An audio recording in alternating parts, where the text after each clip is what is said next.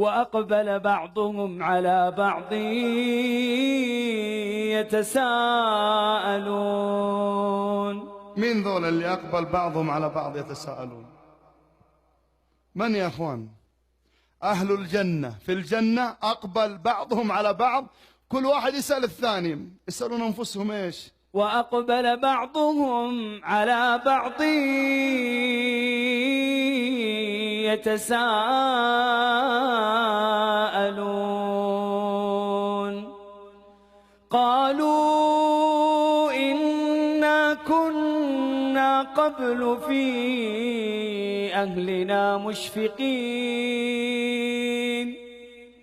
فمن الله